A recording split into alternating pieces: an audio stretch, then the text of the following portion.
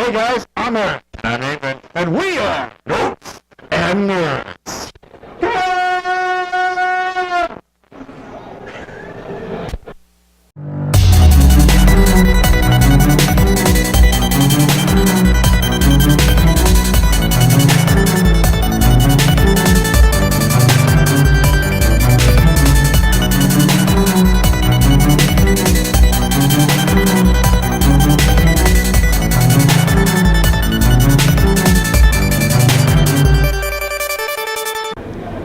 Hey guys, I'm Eric, and this is Notes and Nerds at TopCon, and we're here with Eric Collins.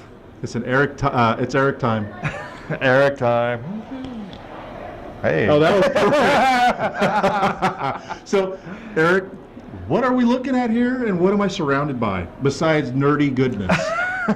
Besides some great drawings from an artist here at TopCon, I have my collection of screen used or production used props, wardrobe pieces, and makeup appliances. Awesome. Yeah. Let's start over here and kind of move our way down, and we'll come back over here and move our way down that way. Back. So I'm seeing a Marine's blouse top. It's been so long, I don't remember the term. Sorry, folks. I was in the Marines almost 20 years ago. Yeah, this is from Stargate Universe. Ran a whole 2 seasons, but they made you hate every character, so it kind of made it difficult for them to continue, I think. It was not just that. I think it was Stargate Universe was underappreciated on so many levels, where it was also the fact that it was so hopeless. I thought they had a great concept. I really liked the show, but like I said, as soon as you started liking a character, they made you hate him. Oh yeah. And the character kill him off if they can. And not just that, but the character you were supposed to hate, you started liking. Plays the Rumpelstiltskin on the new Once Upon a Time. I can't think of the guy's name. Robert Carlyle, I believe. Yeah, and you hate him for the start, and then all of a sudden you start realizing he's not really that much of a bad guy. Right. The interesting thing about this particular one is it's just for an extra. So there's no rank or anything like that on here, but it just happens to have a producer's name on it. Oh, really? See, I was looking at it going like, I want to pretend I know what I'm doing, and Brom, Next up, this is one of the newcomers' rib cages from Alien Nation, the TV series. Oh. And it's a kind of a resin foam. My mother actually bought this for me as a Christmas gift. When she found out I was doing this stuff, she says, "You're always so hard to buy for." Well, buy me alien body parts and you got it going. It's got some type of Velcro on leather piece here. I think an actor wore it. I was under the impression at first that it was a rib cage from a murdered alien or newcomer, but people have gone, well, I think it might be when they mutated, when they took that blue drug. The blue drug. Alien Nation did the blue meth stuff first. Yeah. Not Breaking Bad. So if anybody's got any better information, they can contact you and let me know. See, here's the bad thing. I'm gonna have to push my memory a little bit. I was a big fan of Alien Nation when it was on TV. I also loved the film. But the problem is, the only thing I can think of, like you're saying too, is the only time I can think that was used was the movie when the bad guy holds the stuff up and cracks open liquid and drinks the dish soap kind of stuff. Right. Then he's like super shredder. Exactly. Not exactly sure. My mother, when she received this, she was very disappointed. She said, "Well, this doesn't look all that good. I mean, things are kind of like broken and of course, all this is back in the day when television was low resolution. Exactly. That would have been fine. And that's why I told her that's what makes this better. I know it's real. It's not somebody trying to fake it. Oh yeah, they put it together as quickly as possible, and that was what they needed for television. Now this one is an interesting one. This was a gift from my sister. It's a resin prototype for the Alien 3, the Baby Queen Alien. Okay. They didn't like the way this one went. Later on you'll see they just did kind of the drawings for it where the tail curls under, so it's more of a circular More shape. fetal appearance. More fetal appearance, a little bit larger crown and point to the tail there. This one isn't even really finished off. They didn't completely finish it. They just kind of colored it briefly to kind of give it something to get it out there as resolution quickly there. as possible. Next, my kids and I really liked Ned's Declassified School Survival Guide. My kids enjoyed that a little bit when they were a little bit younger. We saw Netflix primarily. These are Cookie's eyeglasses from that show. It is basically Google Glass about a dozen years before it was ever invented. Yeah, pretty much. And the neat thing about that is, like Art Dowlick, it's kind of like found materials. You've got a pair of eyeglasses with a little bit of wire, fastening a bionicle part on there to make the hinge with just zip ties holding it in place. Nice. Piece of wire. So this and a is piece of your plastic. reproduction then? No. Oh, this is the actual screen used piece, but they built it like we would have. And what makes sense though too is that the kid wasn't some rich, goofy, nerdy kid. He was us, works for, he had parents that worked for a living, so he would take whatever he had handy and make something out of it. So, and that's what, people give Disney. I think that was a Disney show. I'm not sure. I think it was. Even if it was Disney or Nickelodeon, it really doesn't matter. You got to give both of those companies props. When it came to their kid-based shows, they didn't get, unless of course like it was meant to be that way, they really try to emphasize it's going to look like a kid built it. And I like that. Yes. Very nice there. And then if you're a Star Trek fan, you have to love, and a comic book fan, you have to love Daddy Daycare. The kid that wore the Flash costume but never took it off. Never took it off, and then you had Marvin. Unfortunately, for some reason people think I'm a lot like Marvin in that, with wearing the Star Trek uniform and talking about Star Trek a lot, things like that. And who's your daddy on the back here? You even got the stains. This is from the carnival scene. So this was actually on screen. This was a screen used. The stains are real. The stains are real from the production, yes. Awesome. All right, so what do we got here? This is the costume, the boxing costume that Commander Sisko wore the first time he met Q. Q did his little flashy thing. They're in a boxing ring in the middle of the promenade or Quarks, in the middle of Quarks Bar. Okay. And close to the promenade. Wearing these ridiculous boxing costumes, and Sisko punches Q in the face for the first time. Somebody punches Q, and Q goes, he's laying on the floor, he goes, "You hit me. Picard never hit me." Yeah, Sisko didn't take crap from nobody. So you've got it's a three-piece item. We've got this knit green material that's got the little feet in it, and all that. The silly trunks with a two-colored sash in there. One thing about Star Trek when it came to costumes, sometimes you had to wonder what they were smoking. Yes. Because there were some, honestly, in Next Generation and early Deep Space Nine, there were some horrible costumes. Yes. Picard's leisure wear at times was just, get out of your mom's closet. Yeah.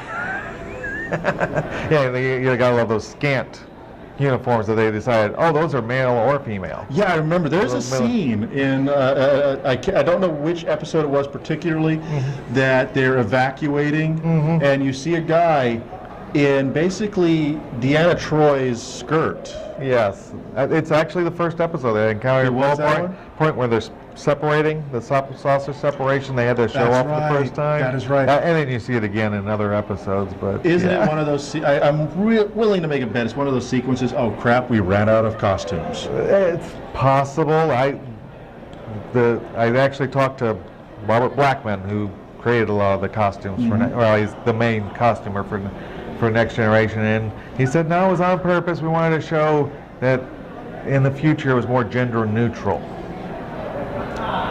So they apparently wore both. But anyway, sure, I'll buy that.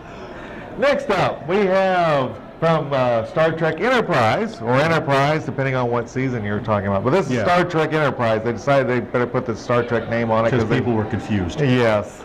The final season, you meet Dr. Soong, and his augments that he created from frozen embryos of the Superman of Khan and that. Yes. From the original series there. For those that didn't catch or don't remember Enterprise, like you said, the augments, and if you don't remember Khan, there's something wrong with you, especially with the new movie. Noonien Sung was the, for Next Generation stuff, the creator of Data and Lore, along with a couple other variants as well. And his ancestor, I believe it was an ancestor, wasn't it? Because They really alluded to that, but they didn't say that was. They almost talked like it could be the same guy. Which I've always wondered, kind of, before we get into the suit too much, Noonien Sung is the name of from Enterprise. However, prior to that, before they introduced him on Enterprise, he was introduced on Next Generation. Right. And it was Noonien Sung, not Junior, not the third, not Senior. I think just Noonien Sung. And if you remember in a lot of the like the hologram stuff, he was like, I'm Noonien Sung Data, and I'm gonna turn you. How was I gonna? You know. So I'm wondering, fan theory maybe, same guy. Very they alluded to it because at the end when he decides that maybe messing with human genetics isn't such a great idea, but cybernetics holds a lot of promise. Exactly. And then you had Admiral Kirk in the Next Generation, or not Admiral Kirk, Admiral McCoy, I'm sorry. Yeah. In the Next Generation. He was 197? I'm not sure. There was 107 in there somewhere. Or maybe it was 147. I'm thinking it was 147 now, because he helped find some kind, not a cure, but some process for extending human life, I believe it was. Possibly. I'm not sure on that, honestly. Yes. 1987, folks. This is a female augments costume. Now on camera you probably can't see, but it's actually a kind of a black costume with a gold sparkle kind of added to it until you get to the kind of belt line. Yeah. Then it changes to a magenta sparkle on there if it's two pieces. And if you go in that episode, the first time you see the augments, they're children, 8-10 years old, somewhere in that age range. And Dr. Soon has to leave. He's captured and arrested for his illegal experiments. Nobody knows that the kids are there. Nobody knows the kids even exist, so they have to survive on their own. When you see them later on, they're all in these torn up costumes. And if you look carefully, each costume coincides with one of the costumes you saw one of the children wearing. Yep. So you'll see a girl wearing a gold blouse with magenta pants. Yeah. And now this is supposedly her grown up, still wearing the same. And it's a great way so you don't have to write a lot of extra material for child 2, Exactly. Child 2, adult 2, so this way you're not having to sit there. Color coding and stuff like that makes a lot of sense. And just to kind of point out for everybody that saw the suit, the material looks horribly tattered and delicate, and if I touch it, it's going to fall apart and rip horribly. But actually, and I'm going to gently touch this. This here, right here, I'm just kind of fingering this part right here, not to be dirty. I just realized where I was doing that. Yes. It's actually, because it's the best example. You're like that now. Yeah, no. I'm going to molest your blow-up doll, and he's the one with the doll. This is actually very sturdy, and the material, like right here, it feels cheap, but it really isn't. It's got some sturdiness to it. It's also got a lot of stretch. I'm going to let him do that. On that.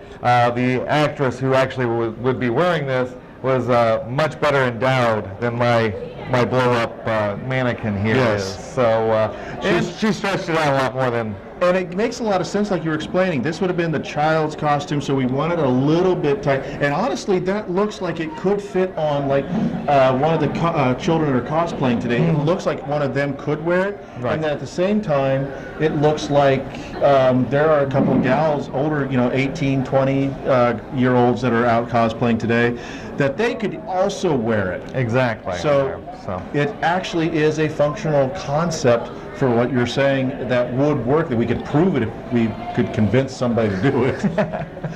Now this is actually my favorite out of my collection. Kind of the tragic hero, Chief O'Brien from Deep Space Nine. This is what he wore in, I think it started in season 3 is when you first see this one. First episode, season 3, Tribunal. It is when he's going on vacation. You see the entire costume before the first commercial. Yeah. He's standing there, he's got his little pack, he's ready to go, and well, he's not ready to go, but everybody's ready to get him off of Deep Space Nine so they can do their thing without him there. And then he's captured by the Cardassians, and in a scene probably before the second commercial break, it is actually ripped off of him. Okay. But that's the stuntman version. This is the one that went on to be in at least 4 other episodes that I've found it in, including the episode where he's his mind has been altered to believe he's been in prison for 21 years. And he has such a hard time dealing with it when he's suicidal, about to put a phaser under his chin and finish himself off. He again is wearing this costume on there. And I just happened to be messing around on eBay, saw this on there, bid on it, and lost the auction. And that's just half the story. A few months later, it popped up again. The woman, I recognized the person as the person who beat me out for the costume. She put it up there, and nobody was buying it because they didn't really believe it was the real deal, because she wasn't. It's a Wrap who was the people who were commissioned by Paramount to sell these things, and she put it up on there, and it went several times at the price she paid for it, where nobody could bid on it. Yeah. And I contacted her, told her I'd love to have it. No, I can't afford it at what she paid for it, that sort of thing. A big Star Trek fan, and found out she wasn't. She was a costume collector. That's all. And her husband said she needed to sell it. We was talking about this earlier to kind of prep for the story, and one of my, as a collector of specific things, it's a pet peeve. And I think that really kind of goes for anybody who is a collector of something, like a Star Trek collector who gets upset when somebody goes, oh, I just like toy guns. No, that is my phaser because it goes in my collection of Star Trek stuff. And it's seeing somebody, I like fashion, so I thought I'd get that because it's a neat fashion. No, you're not a Trekkie, you're not a Trekker, no. And I mean, I don't want to be like one of those, power hungry, domineering kind of uber nerds.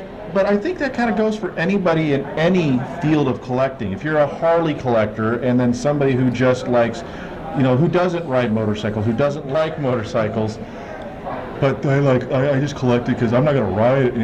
Even they're going to be that way. So it just happens. But your story. Well, then as we kind of talked and that, she eventually said, you know what, you should have it. And she offered it at roughly the same price. I had bid on it, but she also threw in the boxing costume. Nice. So that's how we ended up with the 2 of those on there. I was very pleased. I am now as big as Colm Meaney, so I fit in the costume now. I was a lot thinner before when I first bought it. I was meaning to ask you before. Have you, besides the middle one, I'm sure, have you tried on any of these? I have tried on both of these costumes. I did not try on the female augment.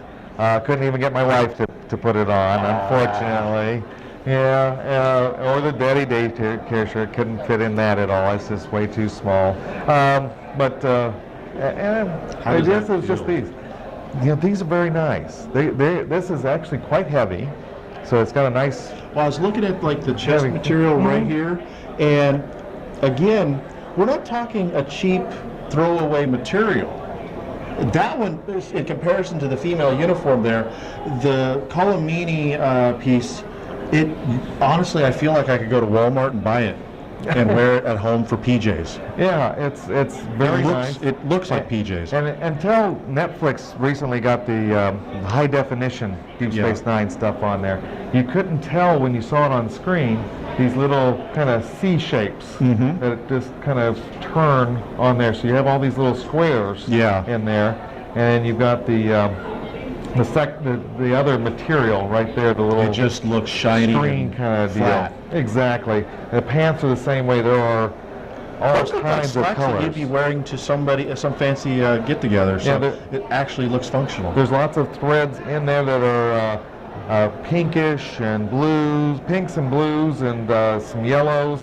But it's got that gray look overall on there. And it appears this costume was maybe once designed differently, because he has, besides these rivets here, it's got a zipper sewn in, but the zipper is not functional anymore.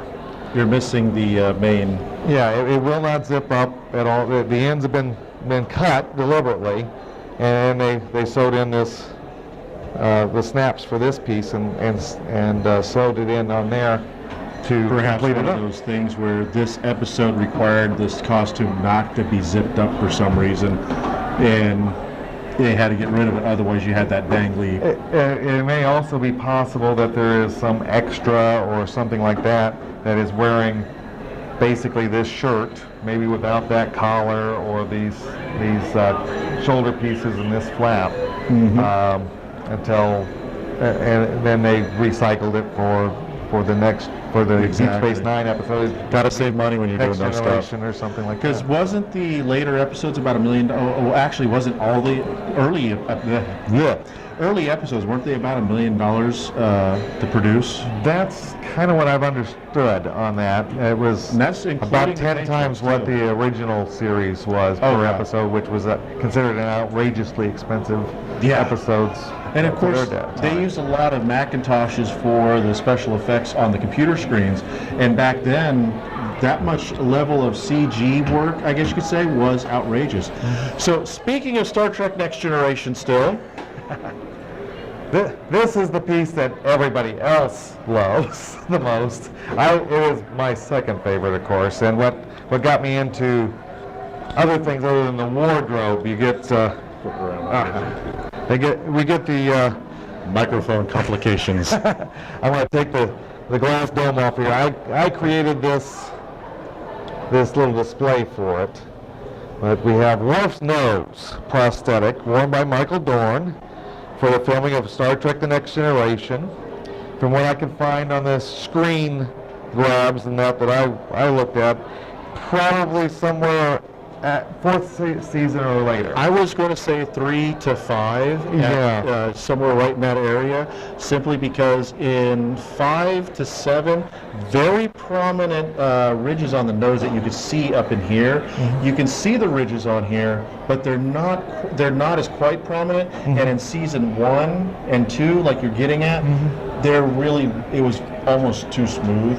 Yeah, he had this kind of almost lines through there, not much of a ridge, and from what I've found, there are 3 of them that people know about. Okay. There may have been more. Haven't talked to Michael Westmore, so I have no idea how many he may have gone through during the production. If it's anything like Captain, or if it was anything like Spock's ears, I'm sure they probably had enough noses per, almost per episode. Yeah. Or per day even, because I mean, if I remember correctly, on Spock's ears as an example, granted we're talking about a light year difference in material. Spock's ears generally was per day. Yeah. Not necessarily per episode, but per day. Yeah. So I don't know. The first one or original one was supposedly made it through the entire season. I wouldn't be surprised. Again, like he wasn't on there that much as well. He didn't have a lot of action scenes. Exactly, but was stolen during the hiatus. So nobody knows what happened to that one. The next At least one, they say they don't know. Michael Dorn, we're watching you. Then eBay again. A company called PropWorks happened to take over selling Star Trek props from Paramount and that. They had a Worf's nose on there as well, certified and all that from Paramount, but it was all dried out and kind of a dried husk and curled in and things like this. Still wanted it. Went far too high for me to be able to afford to buy it and that. And so I thought, well, I just want to have Worf's nose. A few months later, PropWorks, who apparently had gone bankrupt, and so they didn't pay Paramount for all this stuff, but then they started selling stuff still. A little shady. Had this one come up on there. And again, I'm not sure. People thought maybe it wasn't real or something along that lines. I started with the opening bid.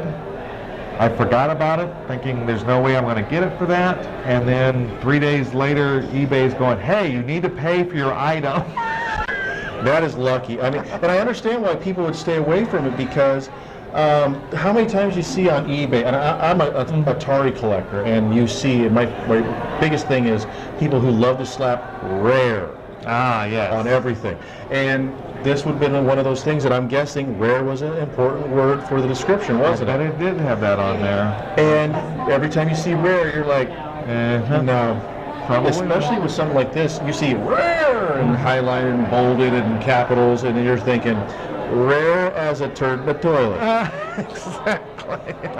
Not to be too visceral with that, but So I did meet Michael Dorn afterwards. Really? And asked him, hey, does this look like the real thing? Does that feel familiar, sir? Actually, the first time I saw it, it was at the panel. And I was telling him, my kids and I were saying, what could we possibly say or ask you that you hadn't already heard at a comic book convention? I bet I can do it. Got your nose!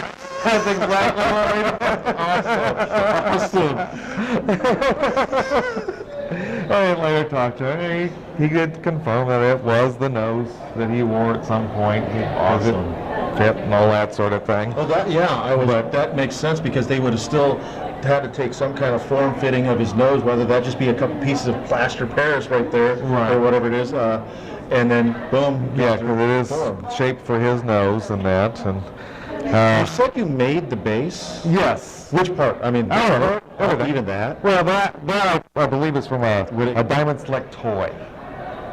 Really? Yes. That was just something. I had a friend that bends neon. Okay. And Mystery Neon here in Topeka, in fact. Excellent. And he built that for me so that I'd have something glass that wouldn't allow any kind of transfer of chemicals or moisture or something. That's like important. Use base or something. He made that. I added it to this. Then this is an old clock. I was going to say, that looks like either a clock or a light fixture. And I have the LEDs and a glass plate and this glass dome to it's a brilliant piece. Hide it all together there. Then over here we have two generic Klingon foreheads. One that is much larger and in much worse shape. Oh yeah, you can see it's wrinkling and starting to dry out. It's actually quite soft and supple still. Really? Yeah, it is. I'd ask to touch it, but my luck. It is curled, but you can see that it's still got plenty of pliability. It's thicker through here, much thinner around the edge. Now you were going to make a reference to this extra line there. This line through here is where it was stored in a baggie by the makeup artist who kept it after the production. And it was laid flat all those years, so we have a fold basically.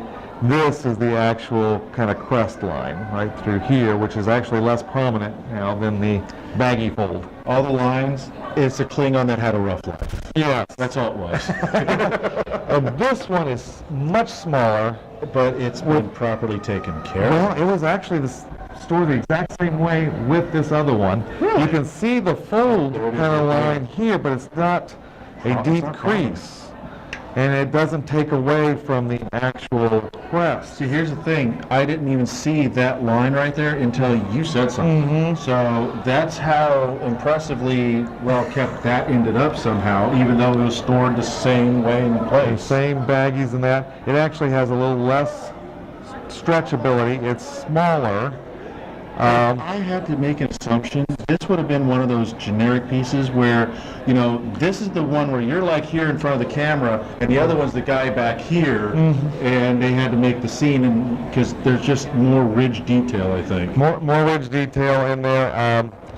Thinking it may be a female as well because it's so much smaller on there. And these foreheads, they would apply the forehead, and then the wig would actually have that forehead ridge that goes around the outer edge built into it. So the hair was coming from basically kind of like those barrette, or well, not barrettes, but hair. Yeah. I don't know. We're nerds, not fashionistas. Exactly. Now, the batleth that these are sitting on, you don't have to lift that up because if you're a nerd, you know what a batleth is. The batleth that those are sitting on is not a batleth. This is not an officially licensed item. This is a alien sword. That's why it is much cheaper for a display piece than But as a nerd, we batleth. know the difference. Exactly. In fact, we have a Klingon representative from Star Trek International here today, and he was going, oh, too bad it's got that little thing right there. It's kind of thin. You can tell that it's been hammered. Yes. Because I was looking at it with the light coming in from through the doorway. I can see the ridgy waviness to it, and you know, if it was an authentic piece, it would be smooth as butter, and it would be prettier. Yes. This line, like you said, I'm seeing it right here. There's a kind of like I'm going to exaggerate with my finger here, where it's coming with this boom. Whereas the batleth was all just a perfect curve. Yeah, it kind of looks like they had some sheet metal. They had this shape in one direction, so they put that shape, cut the one half, then flipped it over to cut, and it didn't quite match up. Exactly. And they just kind of, that's good enough. But when you're looking for something to fill in your collection just for aesthetics, Yes. it works. They made a very nice item there for that. This is one of my favorites. This is a Galaxy Quest Manknar head. Galaxy Quest. Did you hear that they're coming out with a TV series for it? I have heard about that. It's going to be based on the concept of the show itself, not just like, let's take Galaxy Quest, you know, the show from the movie and turn it into a show of its own. No, we're going to see something like, what if we got to see Captain Kirk as well, you know, William Shatner behind the scenes on a regular episode basis, and kind of put them in the adventures that happen.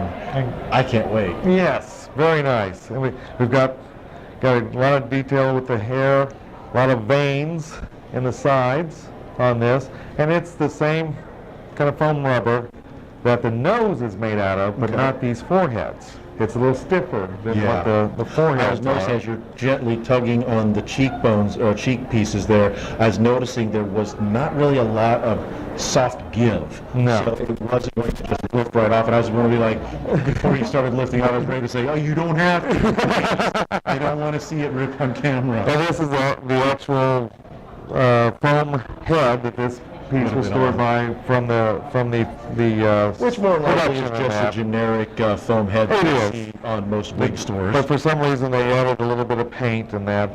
Probably for visualization, that when you walk in, you knew what was supposed to happen, and for an artist perspective, perhaps. Yeah.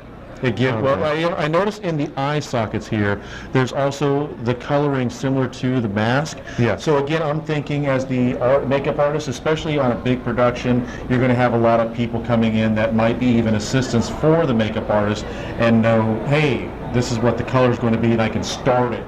And then, you know, like the Nicole over there in the vendors area who won season 3 of Sci-Fi's Face Off would be able to go in here and fine-tune it after that. Right. That's what I would have to assume as being a non-professional from that environment. Exactly. And in this particular case, this is an old lamp. I needed some weight to get this on. It's got it already had the hole in there, but if you just lay the styrofoam head on a table, the weight of the head just flops it over, because there is a lot of weight in there. It's probably close to 10 pounds by itself, because it's bulbous in the back there. Anybody who hasn't worn anything like this, the best comparison I can give is imagine wearing a military grade style, or even just a motorcycle helmet all day long.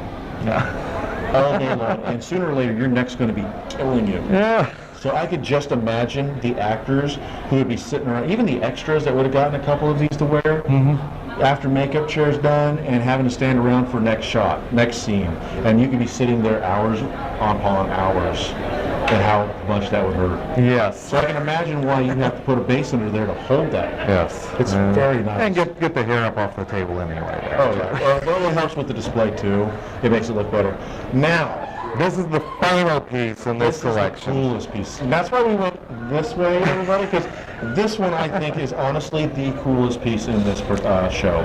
This was the first one that I came up with out of all of these items here. The first piece of this collection, the last one we're going to talk about. I got this when I was about 16. Okay. On there. Many, many moons ago. So that was about 1986. Star Trek 3 had of course been out by that point. I think it was a fairly new movie, in fact, at that point. I'm not sure. 1986. Star Trek 3. I think Star Trek Wrath of Khan Part 2. It came out in 82. 83. 82 was Wrath of Khan. So 86 for part. So probably like 84 for this. 83, I think, 82 would have been part 2. 84, 85, I think, is when part 3 came out. So, Star Trek, The Search for Spock. Yep. And this is from the production of Star Trek 3, The Search for Spock, run by DeForest Kelley, between takes. And as you can see, rather small man, and even with that costume, it was not the uniform, but that kind of brown, tannish suit he kind of wore throughout that movie. He had this over the top of that, even. Yeah. And that's how small it is still. Ridiculous. He was cold during the production, so they got him this jacket to wear between takes.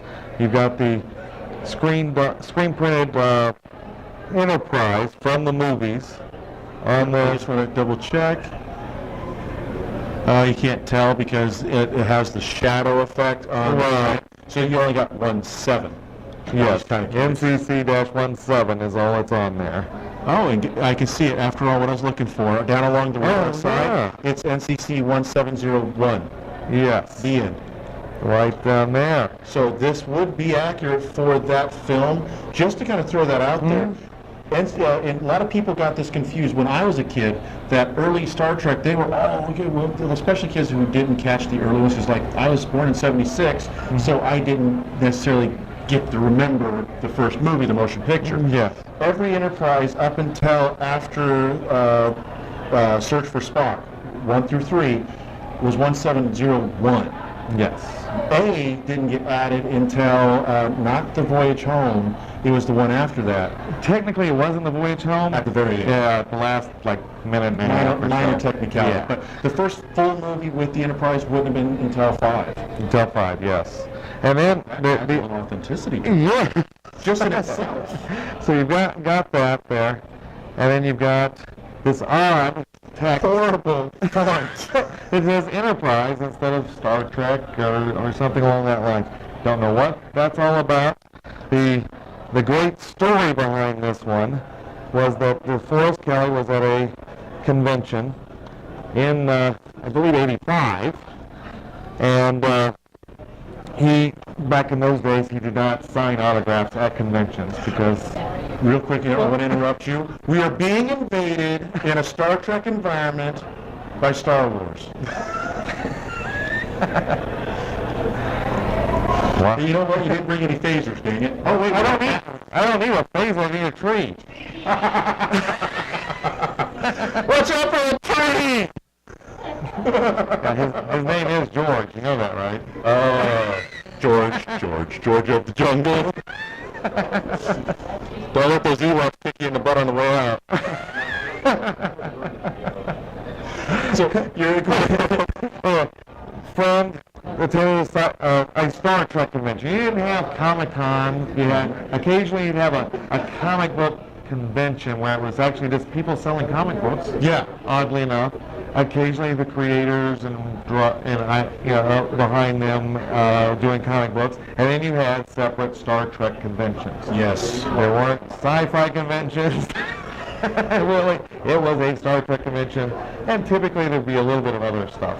Star Wars occasionally made an appearance at a Star Trek convention. I think really, kind of a side note, big conventions like this where it all encompasses into one thing, really didn't start happening until more recent years, maybe in the 90s, because sci-fi didn't just have the big ones anymore. It was a lot of big ones.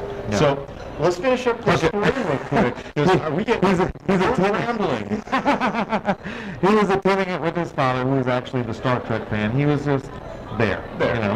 And DeForest Kelley wrote a poem booklet. I believe it was Great Bird of the Galaxy. Mm-hmm. Unfortunately, I didn't find it before I came out today to bring it along with this. And he read the booklet. He signed the booklet and threw it out into the audience. Nice. And a friend of mine came down with it. Lucky him. Well, DeForest Kelley said, "Okay, son, why don't you come up here? You look like you're about the right size." Brought him up on stage and presented him with this jacket. It's not necessarily just where you're at, it's who you know, and I don't know, I'm not knowing where I'm going with it because there's just pure luck. There's nothing special about that other than luck. He won the lottery as far as I'm concerned. Yes. And then I won the lottery because I knew him and he wasn't a big Star Trek fan. He was, however, a big Wolverine fan. And I had an extra set of that original Wolverine miniseries comic book that Marvel put out. The classic cover on one of those is the close-up shot of Wolverine with claws popped, mask off, grinning, like he's ready for the fight. I've actually seen that cover, but I don't think I've actually gotten to read that issue. So, yeah. But that's a spiffy trade, especially since you said something about those when we were talking off camera. They were worth about $35, $40 maybe at that time for the set. I think they're worth about $200 now. I'm not sure on that, honestly. And how many sets did you own? I had 2 sets, so it was no-brainer. You take that set, I'll keep this one, and I'll take that. And as I said, I was about 16 or so. I used to wear this to school. You know what? Wear around town. For doing that, though, it looks phenomenal. Yeah. It does not look like a 16-year-old wore it to school. And it does have these, you notice there's 2 buttonholes and 1 button. The other button is in this pocket over here, and I did lose a button at one point. And a little bit of We're a little falling apart, but that happened from just how old this thing is. It's ridiculous. But this is a wonderful collection. Do you have any of this shared on like social media for any reason, or do you just, when like this comes up, you bring it out and show people? This is actually the first time I've ever had this collection displayed at one time, all at one time, not even in my own home. Nice. So this is the first time they've all been out of the boxes at the same time. Never had the opportunity. I've never put it up on any kind of social media or anything like that. I would have to suspect it feels really cool to have this stuff and people just want to come in and one, I'm sure you're scared horribly, crapless, mind you, that people go, oh wow, and it's like, boom, no, touchy, no touch it, no touch it. no, touch it, no, touch it. To make sure I knew. I'm taking the Klingon foreheads and Worf's nose home with me each day. They were not stolen. I don't blame you. I honestly don't blame you, because if I brought my Ataris, I'd be the same way. But you know what, Eric? It's been a pleasure. Thank you very much. It's been a pleasure to talk to you, as always. Well, but I have a red Black and a TARDIS at home. They get a lot more attention than I get with my collection. It's nice to be able to talk about it. Yes. Stay tuned for more, guys. Live long and prosper.